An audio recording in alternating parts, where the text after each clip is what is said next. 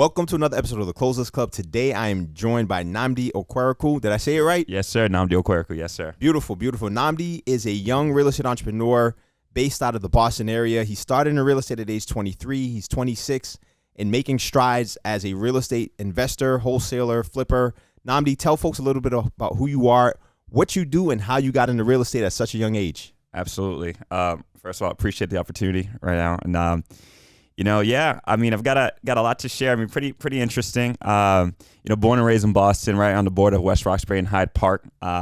So for those like local here, maybe right outside of Georgetown. Yep. And so, born and raised there. I went to Boston public schools only up to first grade, and then one of my teachers were like, "Oh, you're reading at a fourth grade level in first grade. You should go try some of these other schools." And my parents, from being from Nigeria and whatnot, had no idea maybe some of these private schools or institutions. And I don't think had type of money to afford anything like that.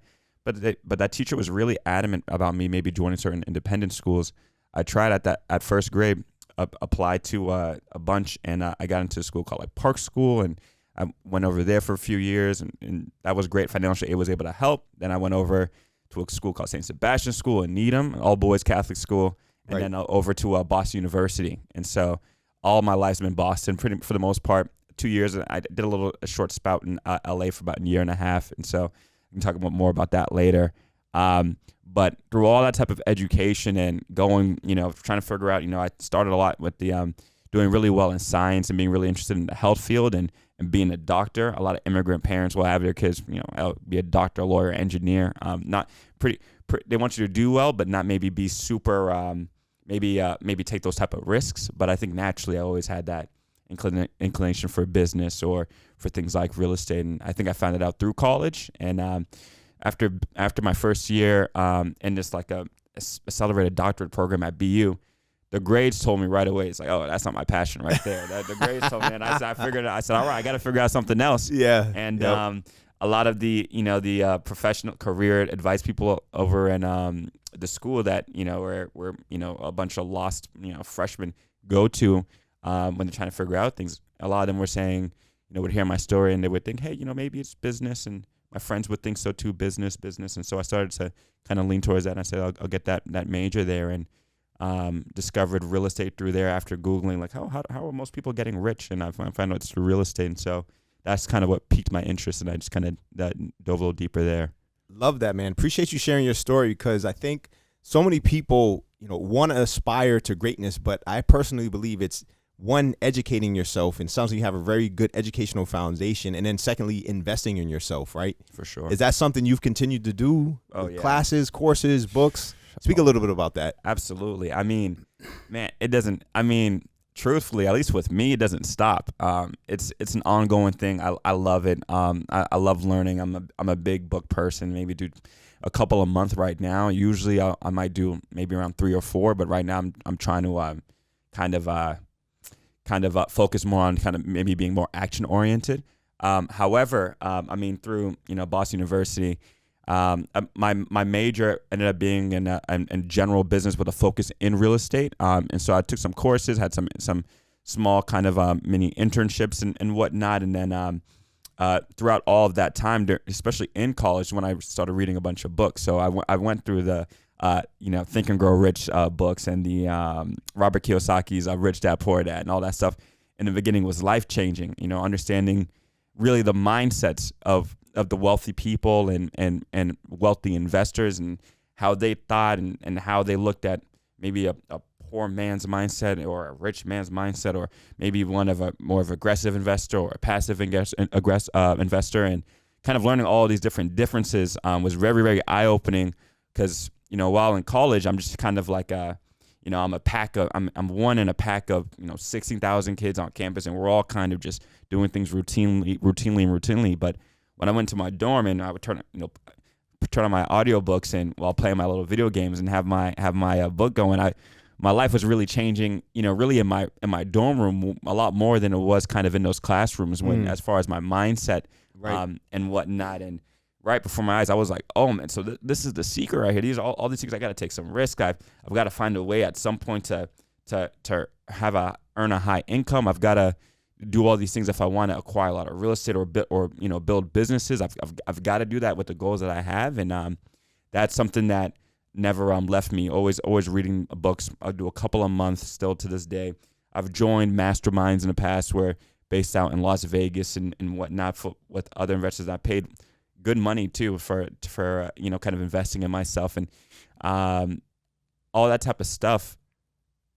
Understanding that there's a lot more knowledge and wisdom out there that you may not know or that you may not have yourself is something that's really valuable. So anytime I get an opportunity to network with people, whether it's events or even hosting events of my own that I've done as well, it's always good because you never know what you can learn there too. So I'm just always learning whenever I can. I think it's really key part to being a good investor.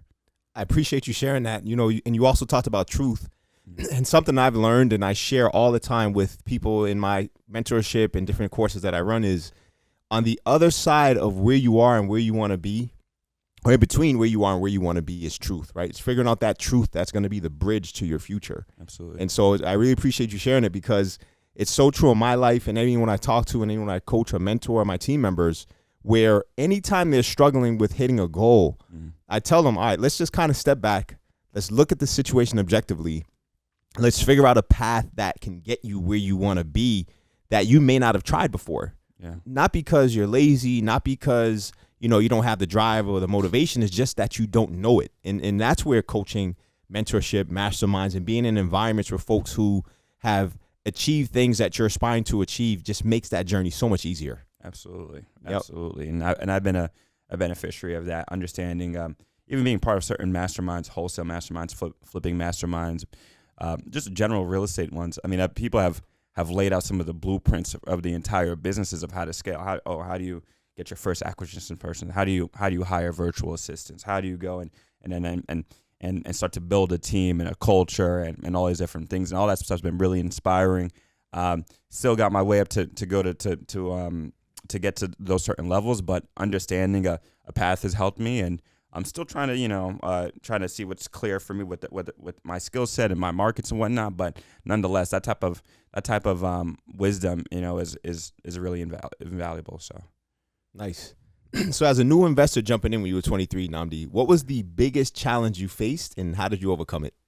Good question. Yeah, I mean, I'll tell you this, Robert, with at 23, I think maybe the toughest thing for me, honestly, was probably blocking out all of the noise around me as far as what I really thought maybe my friends might think, what my family might think.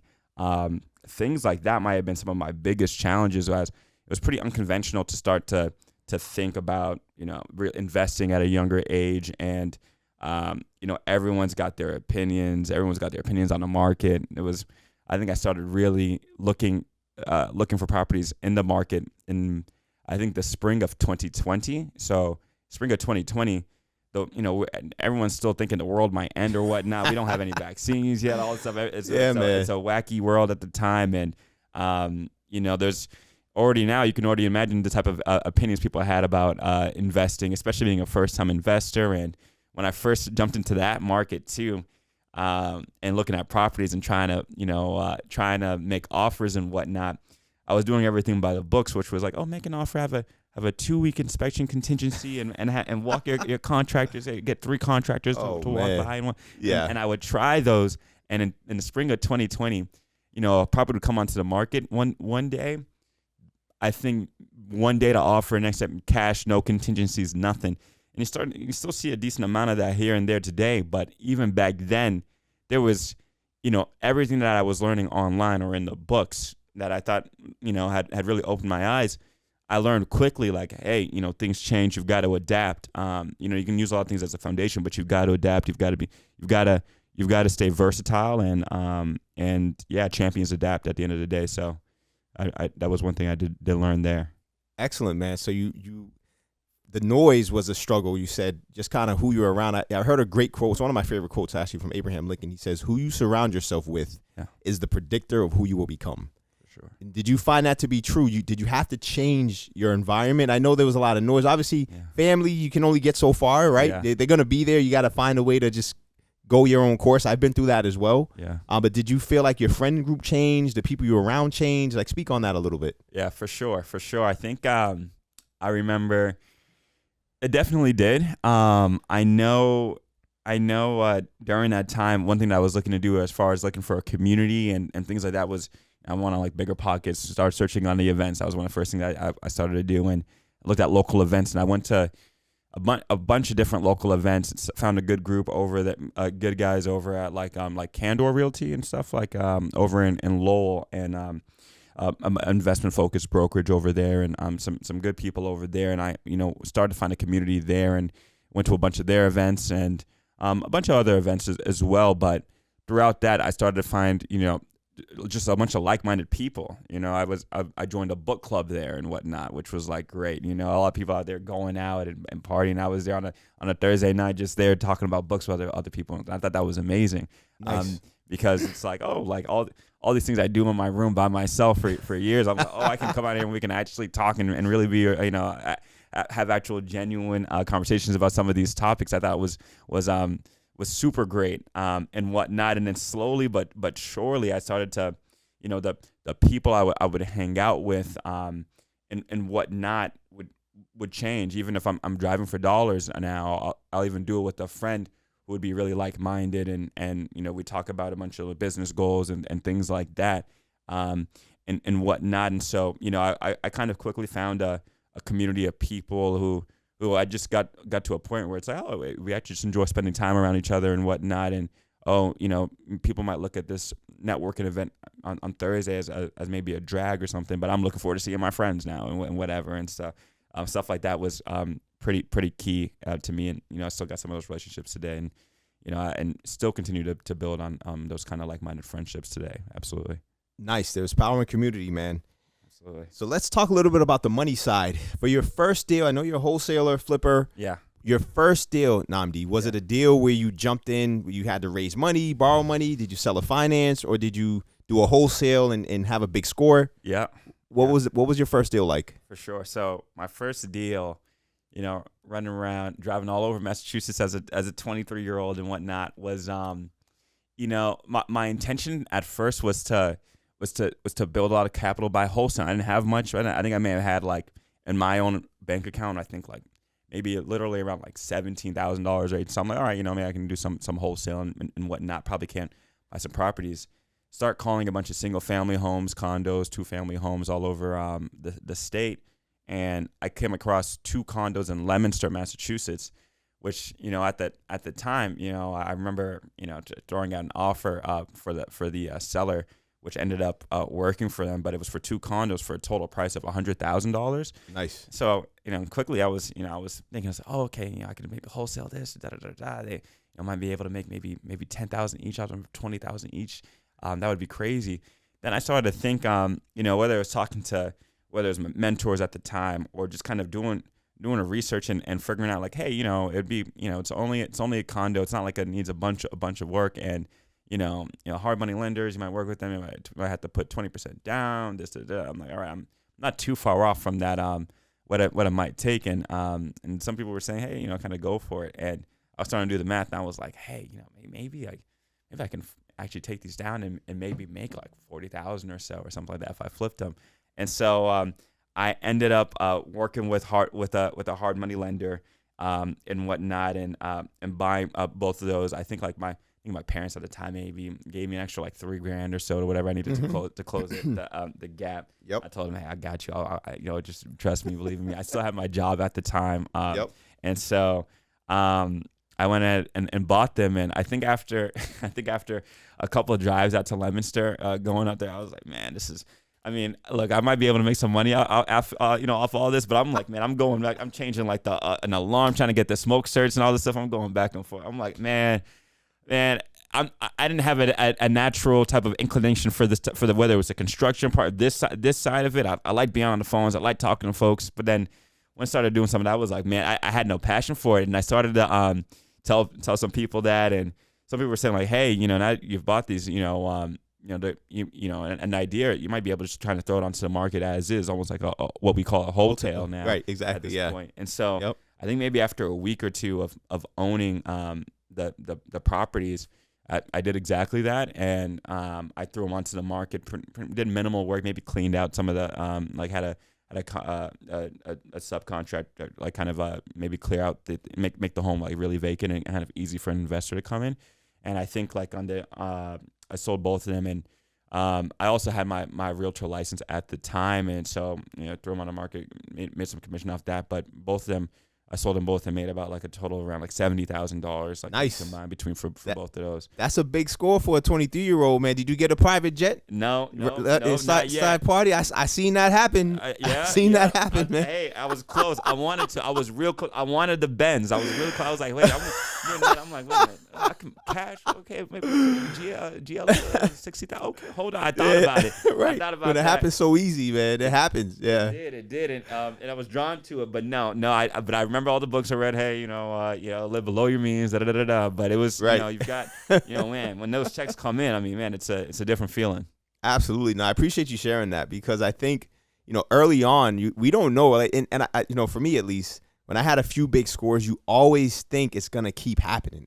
We trick ourselves. We fool ourselves to believe, oh, this was easy. All right, we got the first one done. I know how to do it. I can do it. I can rinse and repeat. And yes, to some capacity you can, but you've got to build a solid foundation for your business to thrive, right? And I know you talked about that earlier, really just speaking on business skills.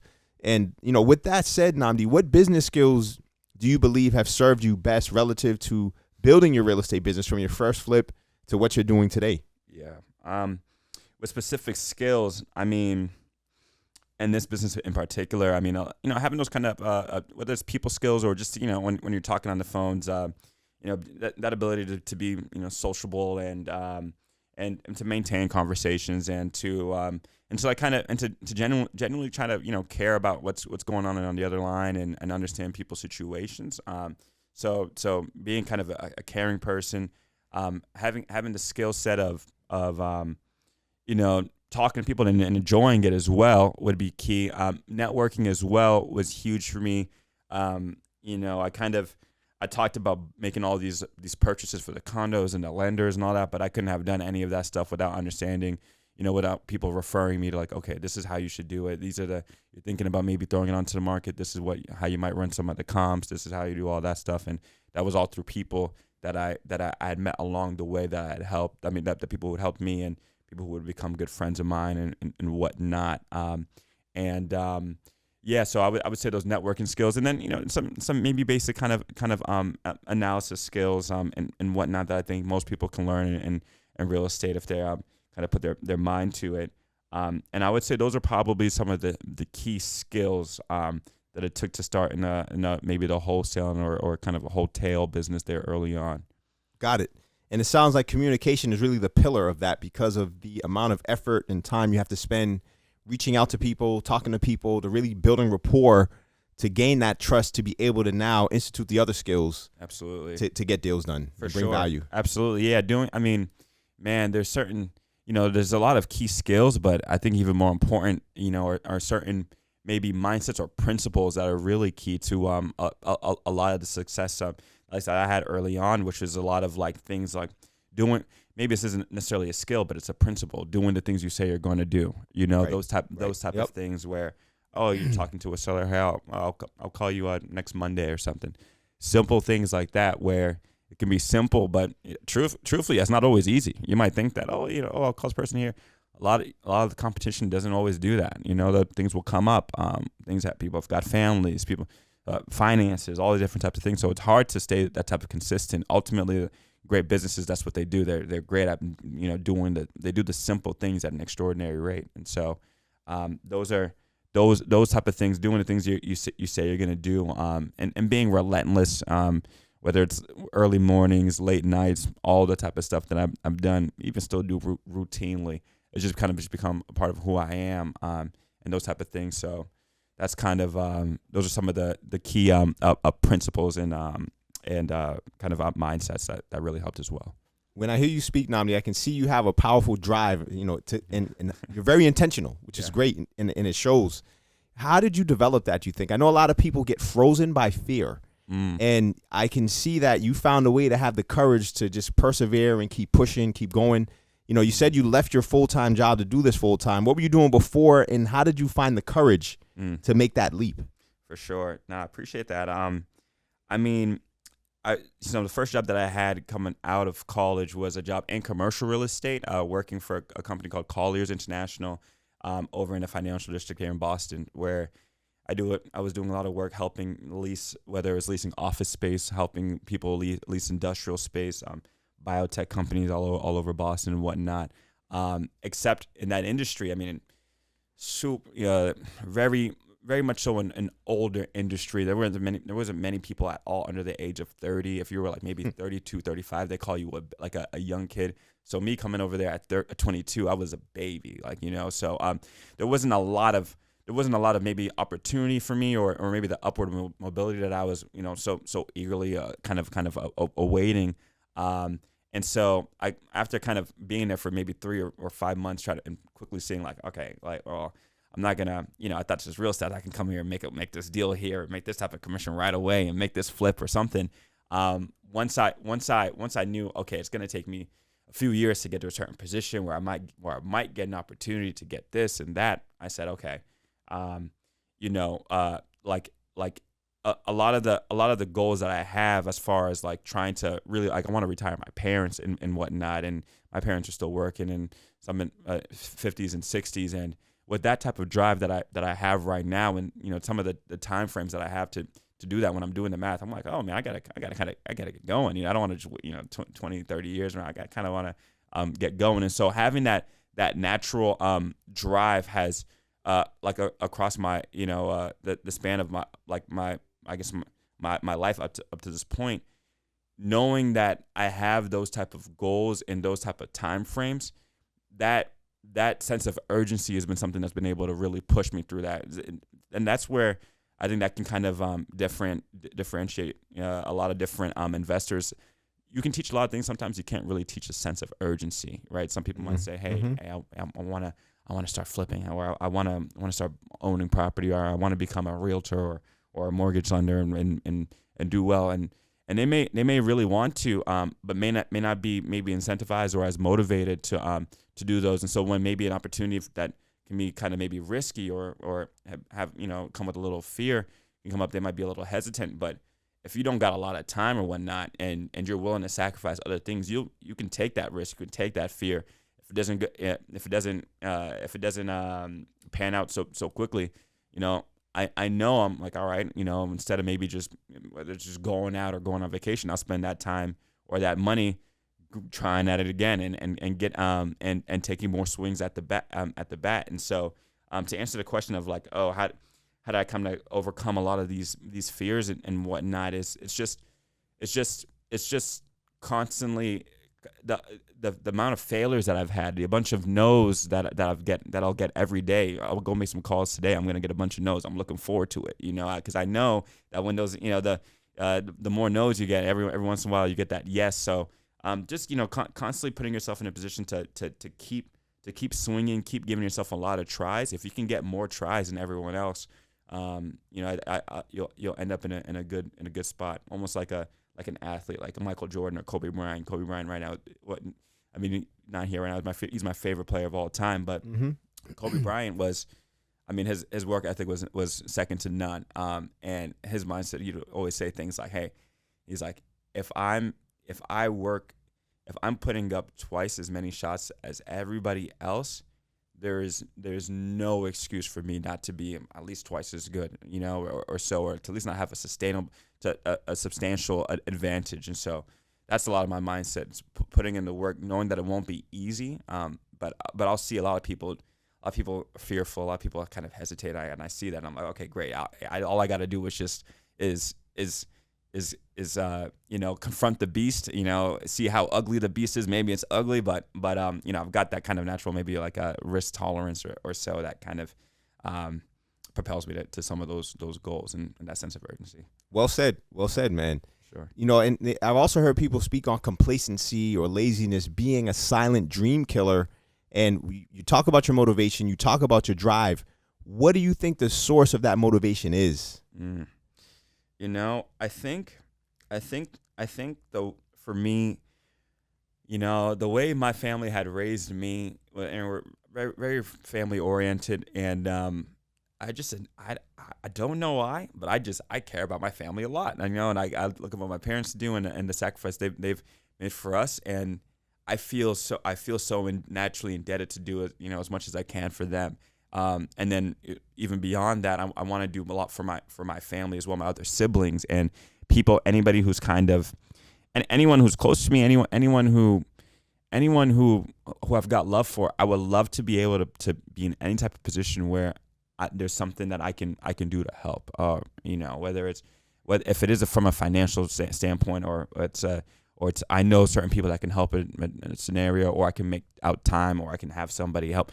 Whatever that is, I would love to do. And so with a lot of those type of goals and things that I want to do for people around me, and my future kids and my future wife, and all these things that I think about, to do all that type of stuff with the current goals that I just naturally have, it's gonna take a lot of money. It's gonna take influence. It's gonna take a certain level of power.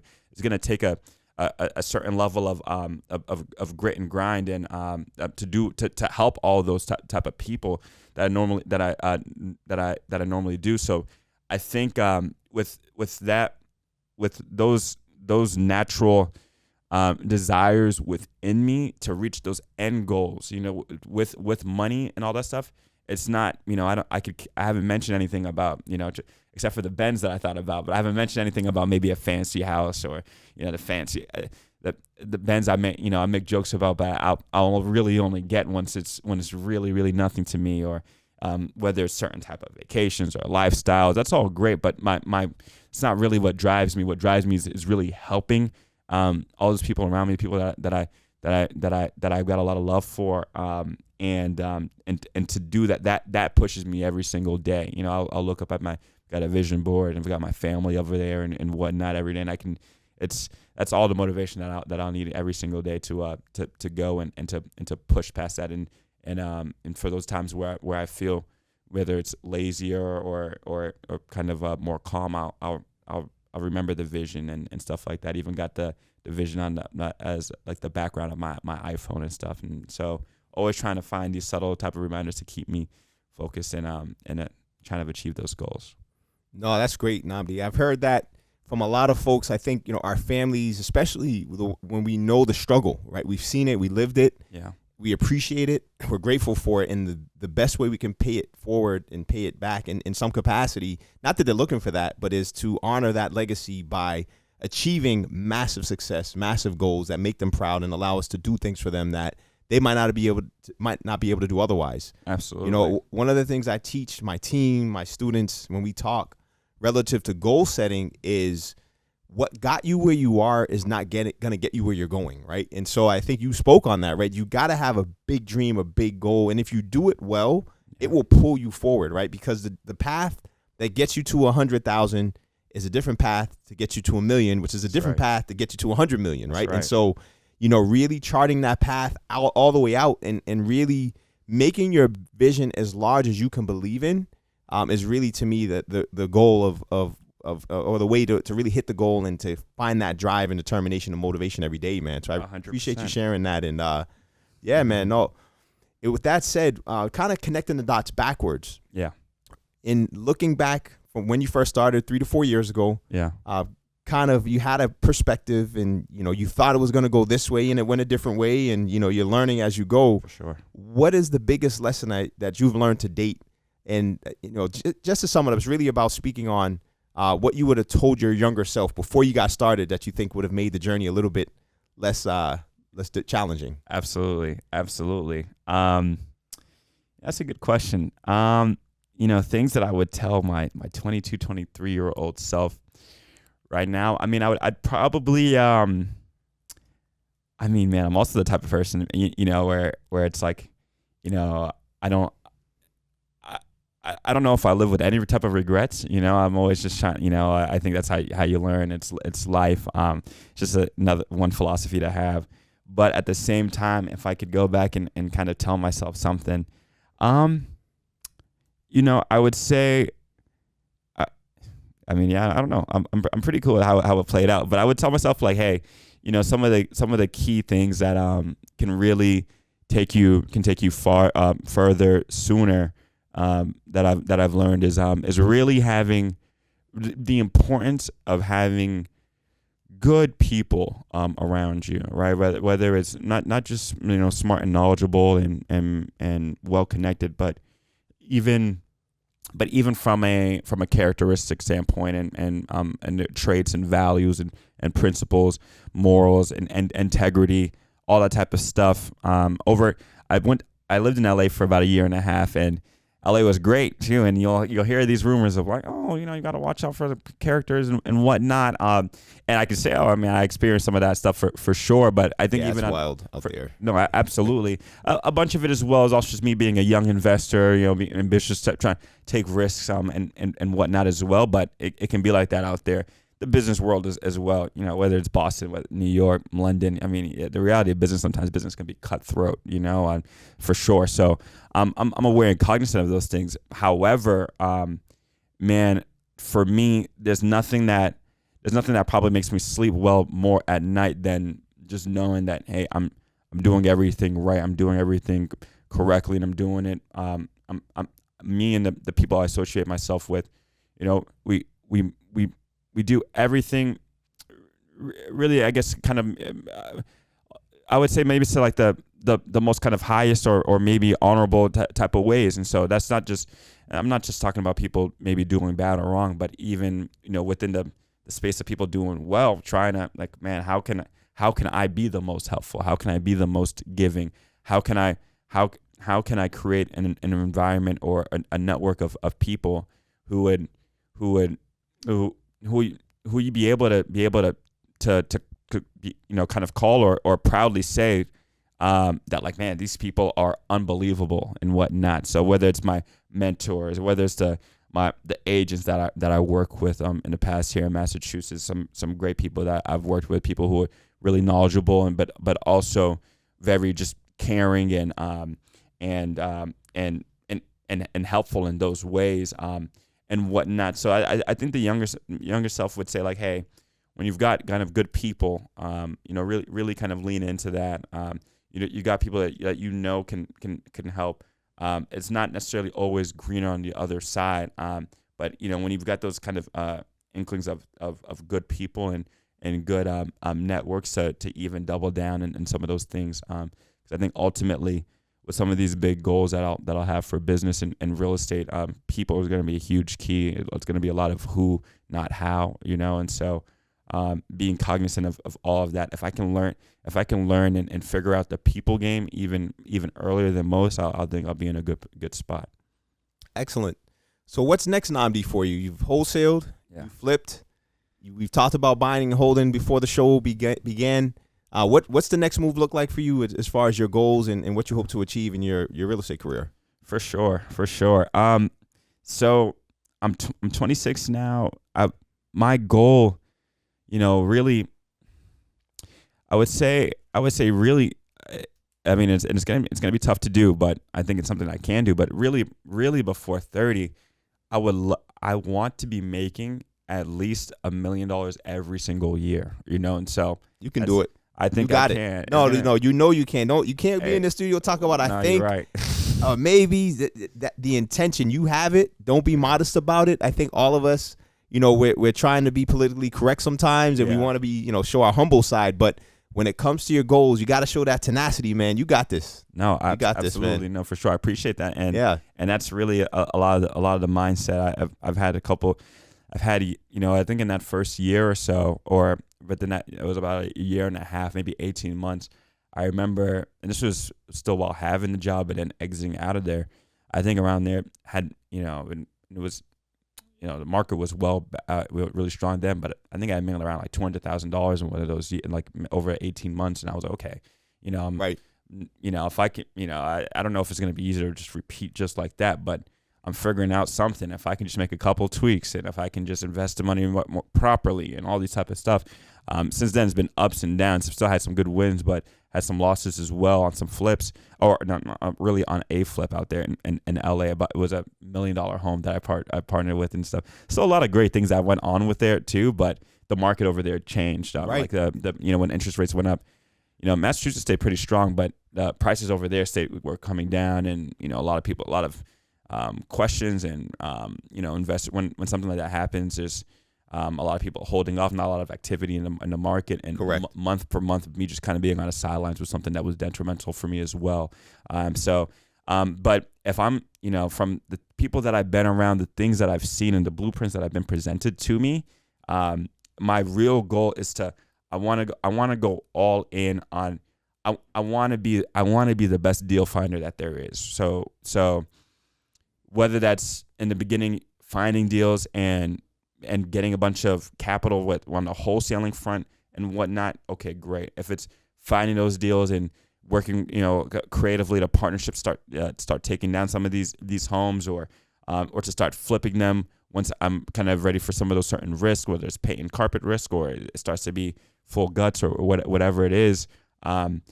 Being at the source of all of these deals, maybe I'm starting to find a bunch of these deals. Okay, they want to sell, they want to flip, or maybe I get my broker's license or so. Okay, here's an agent who wants to go ahead and take care of, is really passionate about a certain type of work, and go that way. Whatever it is, I would love to be at the source of a lot of those type of deals, and so the way that I see myself doing that is constantly having a bunch of deal flow going on with wholesaling type of deals. Once I'm doing that at a good rate, if I'm able to find a nice sustainable model where I can be doing some fix and flips, whether it's ideally if it's lighter projects, even if it's multifamilies, kind of maybe buying a unit vacant, turning it over one of those units quickly, throwing it back onto the market, things like that. Things I can kind of be in quicker than most. If I can kind of get a good rhythm of those two, great. And then okay, I start to find I find one 30 cents on the dollar, 40 cents on the dollar. Oh, if I can keep that, great.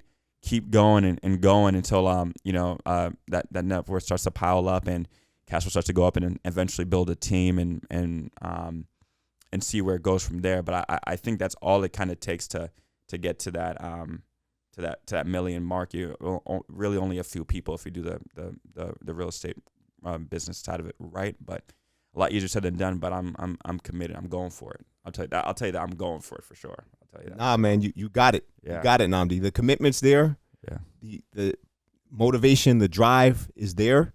It's now just every day committing to that goal daily and taking the steps and doing the things that are going to get you, the ultimate end result. I do a monthly challenge now, and it really speaks on the 4 levers of real estate wealth creation. And one thing I learned early on, and I think you kind of talked about it, but I call it leverage, right? And people, when they hear leverage, they think, oh, just cash flow, right? I'm gonna get loans, I'm gonna leverage capital. But people don't realize in any industry, any business, you must leverage talent. That's other people with skill sets. You must leverage tools, whether that's formulas, finding ways to analyze deals, websites with data, and technology, right? CRMs and all the different systems out there that can really help you grow. And so that's really what I teach is how do you use leverage to find deals, which sounds like you're a master on that, but how do you also use leverage to analyze the deals? How do you leverage the different exit strategies available to you in any given moment in time? But most importantly, Nnamdi, I'd say the people out there who are proficient at helping you with the exit strategy. So I'll give you an example, right?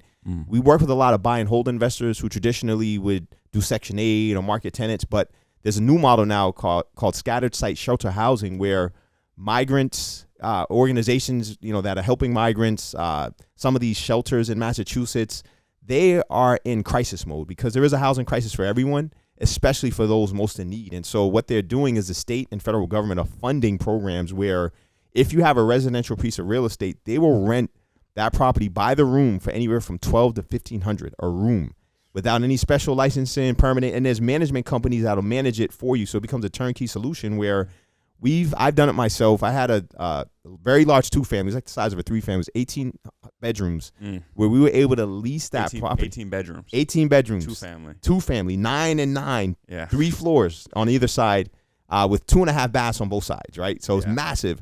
My buddy and I bought it for $950. Like, all right, this is a good deal. We can figure it out. We thought we were going to get $10,000 a month. So I started doing some research, and there's a bunch of these different organizations around, and we were able to basically lease it to Pine Street Inn for $18,000 a month. The same property you paid $950 for. We put $50 into it to fix it, right? So like that puts your cash flow on steroids. It dwarfs Section 8 and any of these other models. So, that's really the types of things I'm teaching. And then, I'm talking to a lot of investors out here as well. So like the condo exits are another great exit these days, but it's really finding ways to learn different exits or connect with people who have proficiency in those exits and allow them to support your business, right? So I really encourage you to start really, just build your network, man. Absolutely. Leverage me. I'm here, man. I've been doing this 20 years. No, for sure. And I'm happy to help, So that's what we talk about on the challenge and, really just kind of get folks out here and kind of seeing what's happening and opportunities or other people they can tap into to grow, man. But you got this, man. I'm really excited for what the future holds. So for sure. Last question, Nnamdi. Appreciate you coming on today. This is the last question I asked. It's a bonus round. Yeah. So any special talents, hobbies, skills, or anything you want to share? You a scratch golfer? Like, tell us a little bit about Nnamdi outside of the business world. Ooh, that is a great question. I'm trying to think. I mean, I've got a lot to me. That's what they too. So nice. I don't know if there's one thing.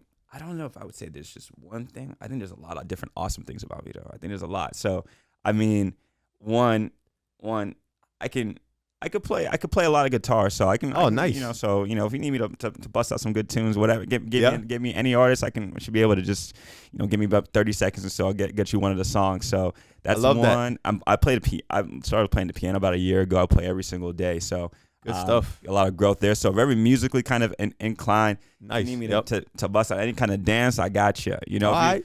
He's ready for the party here, man. I'm ready for the party. Love that. Party. You need me to learn a little ballet? Give me about 10 minutes or so. I'll get you. Salsa, I'm ready. Passata, I'm ready. Compa, I'm ready. Whatever it is. So I can say all that too, and the list goes on and on. So I think there's more, but I would say on the entertainment front, any type of entertainment, I got you. You're ready to MC the weddings, bar mitzvahs, all of that, all of it, man. For sure. You need me to throw a party, I do that too. So I love it. Whatever it takes. At the end of the day, like as much as I'm always on this kind of grind of working and achieving some of these big goals I've kind of set for myself. I've got to remind myself over and over again, hey, you got to make sure you're having fun. You got to make sure that you're not driving yourself crazy, because I've been there before too. So just making sure I can stay afloat is often more or less kind of the challenge for me. The work stuff, I can go all day. I've got to tell myself like, hey, make sure you still got other hobbies and that you're still going outside and seeing people and stuff like that. And so nice, man. Now I appreciate you sharing that, because I read a book by Myron Golden. I don't know if you heard of Myron, but he has a book called Boss Moves, and he talks about exactly what you just said. It's first and foremost, use leverage to build your business.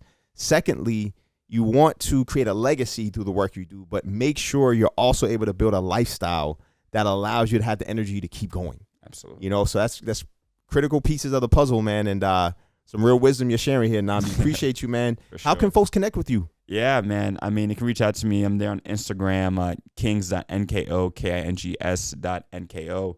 You can shoot me a DM, anything like that. I'm really active on there. As far as I can get you any type of response, any questions that you got for me, and whatnot. And yeah, man, I'll be around too. I'll be all over the city, man. Hopefully, man, if I'm doing a lot of these things right, everyone watching here or listening would be able to connect with me at some point, whether it's some type of event or something. And so. Yeah, that's where too, and hopefully, hopefully I can do some type of event sometime in the city at some point next year or so too. So yeah, that's another way to connect. So just keep an eye out for all these things. I'll be happy to promote it on my page, and I'll be there, man. Great. We should do a live as well. We'll go live on IG. I did one yesterday, man. Really? Yeah. Just say share what you're doing out here. It'll be a lot quicker than this, but nonetheless, it just helps grow the brand. Helps people become aware of who you are, what you're doing, and continues to build those connections, because you never know, Nnamdi. A lot of young wholesalers out there, they need help, right? They're looking for folks to help them out, and I do that. But it's good to have a network of people around you to help you on the journey. So they bring you, hey, Nnamdi, what should I do with this? I'm stuck, right? And if that's the type of calls you want and things you're willing to jump into, it's a great way to start building your your sphere and building your audience, man. Absolutely, for sure. Excellent. Well, thank you for coming on. This was a pleasure. And I'm looking forward to staying connected and doing some more stuff together. For sure. Appreciate you bringing me on. Keep pushing. Let's do it. Thank you. Thanks to Amy, too. Yes. Our producer, Amy, as always. Much love. Thank you, Amy. Good stuff, man. That's a wrap.